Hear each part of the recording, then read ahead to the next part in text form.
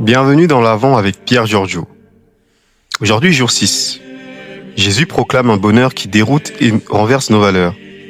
Calmant le cœur, avançons, verso l'alto.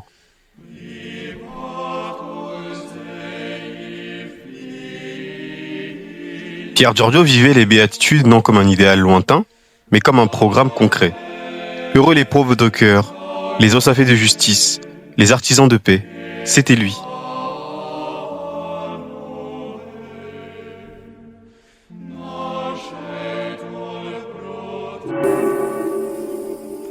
Évangile de notre Seigneur Jésus-Christ, selon saint Luc. Un jour de sabbat, Jésus traversait les champs. Ses disciples arrachaient des épis et les mangeaient, après les avoir froissés dans leurs mains. Quelques pharisiens dirent alors : « Pourquoi faites-vous ce qui n'est pas permis le jour du sabbat ?» Jésus leur répondit : « N'avez-vous pas lu ce que fit David un jour qu'il eut faim, lui-même et ceux qui l'accompagnaient ?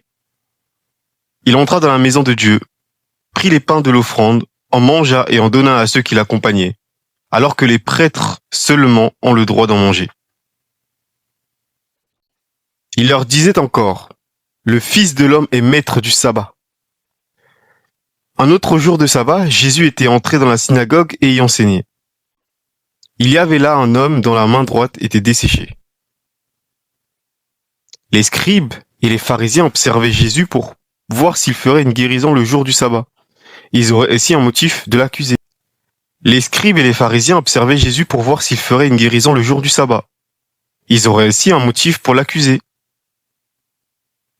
Mais lui connaissait leur raisonnement.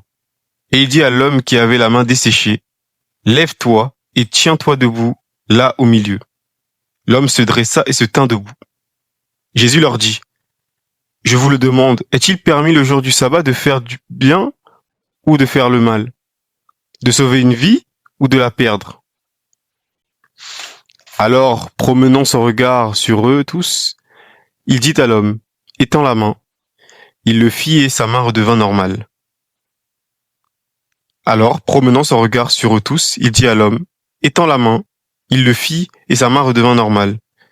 Quant à eux, ils furent remplis de fureur et ils discutaient entre eux sur ce qu'ils feraient à Jésus.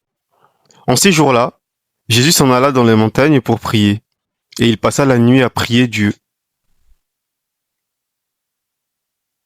Le jour venu, il appela ses disciples et en choisit 12 auxquels il donna le nom d'apôtres.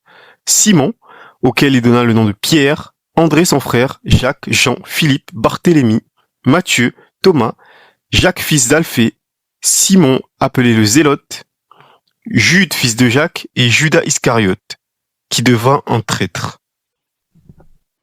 Jésus descendit de la montagne avec eux et s'arrêta sur un terrain plat. Il y avait là un grand nombre de disciples et une grande multitude de gens venus de toute la Judée, de Jérusalem et du littoral de Tyr et de Sidon. Ils étaient venus l'entendre et se faire guérir de leur maladie. Ceux qui étaient tourmentés par des esprits impurs retrouvaient la santé. Et toute la foule cherchait à le toucher, parce qu'une force sortait de lui et les guérissait tous. Et Jésus, levant les yeux sur ses disciples, déclara : « Heureux, vous les pauvres, car le royaume de Dieu est à vous. Heureux, vous qui avez faim maintenant, car vous serez rassasiés. Heureux, vous qui pleurez maintenant, car vous rirez. Heureux êtes-vous quand les hommes vous haïssent et vous excluent, quand ils insultent et rejettent votre nom comme méprisable à cause du Fils de l'homme. Ce jour-là, réjouissez-vous, tressaillez de joie, car alors votre récompense est grande dans le ciel. C'est ainsi, en effet, que leur Père traitait les prophètes. Mais quel malheur pour vous, les riches, car vous avez votre consolation. Quel malheur pour vous qui êtes repus maintenant, car vous aurez faim. Quel malheur pour vous qui riez maintenant, car vous serez dans le deuil et vous pleurerez. Quel malheur pour vous, alors que tous les hommes disent du bien de vous. C'est ainsi, en effet, que leur père traitait les faux prophètes. Mais je vous le dis, à vous qui m'écoutez, aimez vos ennemis, faites du bien à ceux qui vous haïssent. Souhaitez du bien à ceux qui vous maudissent. Priez pour ceux qui vous calomnient. À celui qui te frappe sur une joue, présente l'autre joue. À celui qui te prend ton manteau, ne refuse pas ta tunique. Donne à quiconque te demande, et à qui prend ton bien, ne le réclame pas. Ce que vous voulez que les autres fassent pour vous, faites-le aussi pour eux. Si vous aimez ceux qui vous aiment, quelle reconnaissance méritez-vous? Même les pécheurs aiment ceux qui les aiment. Si vous faites du bien à ceux qui vous en font, quelle reconnaissance méritez-vous? Même les pécheurs en font autant. Si vous prêtez à ceux dont vous espérez recevoir en retour, quelle reconnaissance méritez-vous? Même les pécheurs prêtent aux pécheurs pour qu'on leur rende l'équivalent. Au contraire, aimez vos ennemis, faites du bien et prêtez sans rien espérer en retour.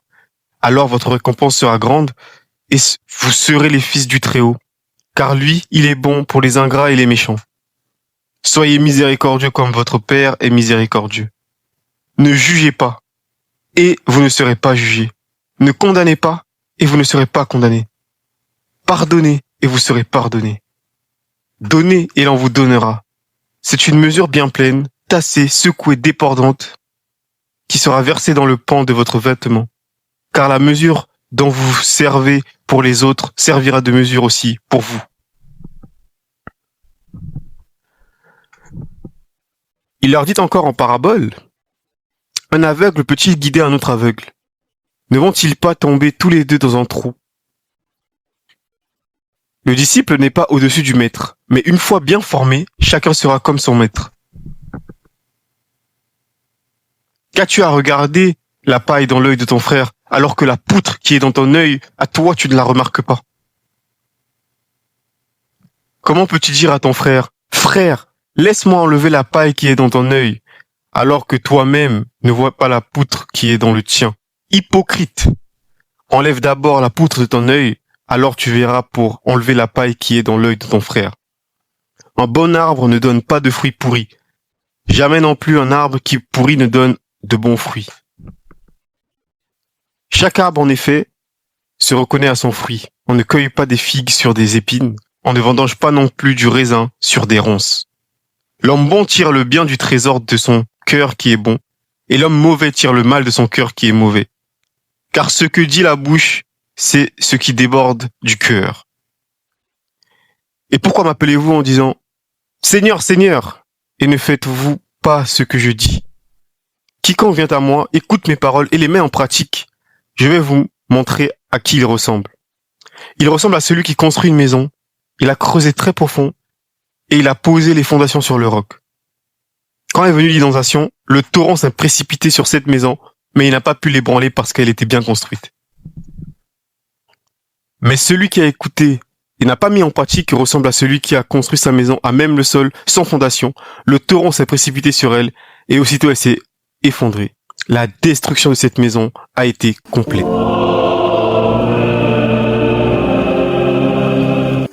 Jésus proclame heureux ce que le monde déclare malheureux. Il renverse les critères, retourne les valeurs, bouleverse l'ordre établi. Il annonce un bonheur qui ne dépend pas des circonstances, mais de l'appartenance à Dieu. Dans les béatitudes, le Christ pose un diagnostic sur notre cœur. Si ton bonheur dépend de ce que tu possèdes, de ce qu'on pense de toi, de ce que tu ressens, alors tu ne dureras jamais. Mais si ton bonheur s'enracine en Dieu, rien ne peut l'abîmer. Ni les manques, ni les humiliations, ni même la haine du monde. Le bonheur, selon Jésus, c'est d'être heureux quand on manque, quand on pleure, quand on est rejeté. C'est impossible humainement. Mais Jésus ne promet pas un anesthésion spirituel. Il donne un cœur nouveau, capable de voir la réalité avec les yeux de Dieu. C'est pourquoi les béatitudes ne sont pas un code moral. Ce sont le portrait de Jésus lui-même, le pauvre, le doux, le miséricordieux, le persécuté. Celui qui, sur la croix, n'a rien gardé pour lui, mais a tout donné. Vivre les béatitudes, ce n'est pas faire semblant d'être heureux, c'est laisser le cœur du Christ battre dans le nôtre.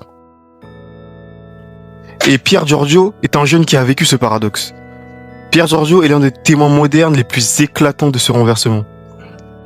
Il est né dans une famille aisée, promis à une existence confortable. Il a choisi la pauvreté du cœur. Il a refusé le bonheur facile, la réussite mondaine et la recherche de soi. Il avait des amis, la joie, l'humour, mais il ne s'y enfermait pas. Il allait vers les oubliés, les humiliés, les pauvres. Il aimait même ceux qui le prenaient pour un naïf ou se moquaient de sa foi. Sa joie n'était pas une façade. Elle venait de cette certitude simple et ardente. Être aimé de Dieu et vivre pour lui suffit à combler une vie. Il avait compris ce que peu veulent croire. Il disait, le vrai bonheur est vertical, pas horizontal. Il vient de Dieu et redescend ensuite sur le monde. Il faut donc laisser Jésus former en nous un cœur de béatitude. Les béatitudes ne se comprennent pas d'abord, elles se vivent. Elles deviennent lumière quand le Christ, pas à pas, façonne notre manière d'aimer, de servir, de pardonner. Être pauvre de cœur, c'est vivre détaché. Être doux, c'est refuser la violence intérieure. Pleurer, c'est laisser Dieu consoler ce que le monde ne peut pas guérir. Être persécuté, c'est choisir la fidélité plutôt que la facilité. C'est un chemin exigeant, parfois rude, souvent incompris. Mais c'est le chemin même de Jésus. Et marcher derrière lui, c'est déjà vivre la joie promise. Nous cherchons tous à être heureux, mais seul le Christ révèle ce qu'est la vraie joie. Pas une émotion, pas un confort, une transformation. Le vrai bonheur n'est pas d'avoir une vie parfaite. Le vrai bonheur, c'est d'entrer dans la vie de Dieu. Et lorsque le cœur devient un cœur de béatitude, alors même les larmes deviennent lumière, et les manques deviennent lieu de grâce, et les persécutions deviennent couronnes. C'est ainsi que Jésus a vécu, c'est ainsi que Pierre Giorgio a vécu, c'est ainsi qu'il nous invite à vivre. Verso l'alto, toujours plus haut vers le Christ, le seul vrai bonheur.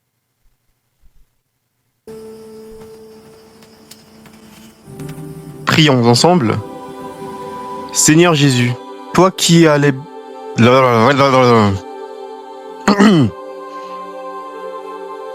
Prions.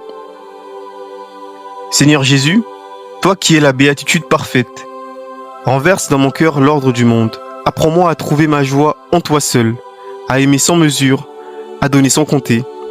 Par l'intercession de Pierre Giorgio, fais de moi un témoin de ton bonheur. Verso lato. Amen. Au nom du Père, du Fils et du Saint-Esprit. Amen. Merci d'avoir accueilli ce bonheur aujourd'hui. On se retrouve demain pour le jour 7. Beaucoup aimé.